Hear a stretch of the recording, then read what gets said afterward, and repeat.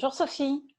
Nadège, il y a une maman qui nous a écrit parce que, son ado vient de se faire larguer en plein confinement. Ça, c'est quand même pas simple à gérer. Non, alors pas simple du tout à gérer, surtout que c'est une chose sérieuse, la première peine de cœur. Il faut quand même savoir que entre un tiers et 50% des tentatives de suicide d'ados sont dues à la première peine de cœur. Donc attention, attention, chose sérieuse. Voilà, on se met tout de suite dans la peau du parent, on veut aider nos enfants, donc on essaie peut-être un peu rapidement de leur trouver des solutions. Tu devrais lui téléphoner ou lui écrire un mail, «T'inquiète pas, ça va passer», les parents solutions. Puis il y a aussi les parents sauveurs: «Ah ben viens, je vais te faire un petit chocolat chaud, tu vas oublier tout ça, on va se regarder un bon petit film ensemble», et je crois que ça, c'est vraiment pas une bonne solution. C'est pas ça qu'ils ont besoin à ce moment-là.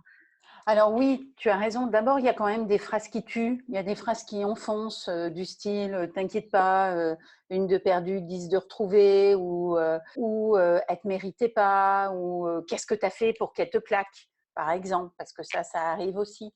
Donc déjà, éviter en tant que parent ces phrases qui tuent, ces phrases qui enfoncent. Effectivement, on déteste voir nos enfants souffrir et on a envie qu'ils aillent vite, beaucoup mieux. Donc, on a tendance à être des parents sparadrap, des parents pansements, parce qu'on aimerait on aimerait qu'ils retrouvent rapidement le sourire. Mais une peine de cœur, c'est quelque chose de difficile à vivre, mais c'est nécessaire de pouvoir la vivre à son rythme et de pouvoir être confronté à ces émotions complexes. Bah, en fait, les parents, comme d'habitude, comme on le répète, ils sont bienveillants, ils ont envie d'aider les ados, mais bienveillants et bien maladroits. Et ça, c'est ce qui fait qu'on est un peu à côté de la plaque des fois. Dans ces moments-là, l'ado, il a besoin d'entendre des phrases assez simples, des phrases d'accueil des émotions. Tu dois être bouleversé, tu t'y attendais pas du tout, c'est dur de recevoir une telle nouvelle, tu tenais à lui, pour lui laisser le temps d'exprimer ses émotions, de savoir ce que ça lui fait.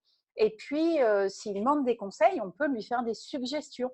On peut éventuellement lui dire qu'est-ce qui te ferait du bien, de quoi tu aurais besoin, est-ce que de faire telle ou telle chose, ce serait une bonne solution pour toi? On se rappelle quand même qu'il ne faut pas être trop intrusif parce que dans ces moments-là, ils n'ont pas forcément envie tout de suite de parler ou même si on est prêt, nous, à écouter leurs émotions.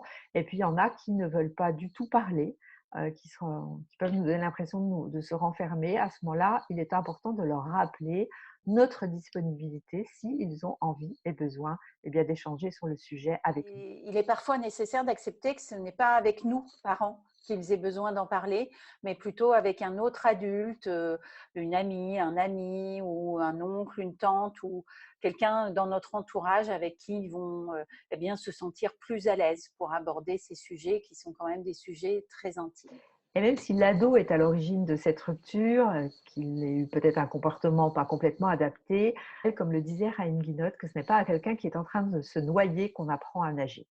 À ce moment-là, ce qu'il a besoin, c'est qu'on le sauve, qu'on l'aide, qu'on le soutienne, et dans un second temps, une discussion pourra avoir lieu. Dis donc, Sophie, ton premier petit amoureux, tu t'en souviens? Oui, Nadège,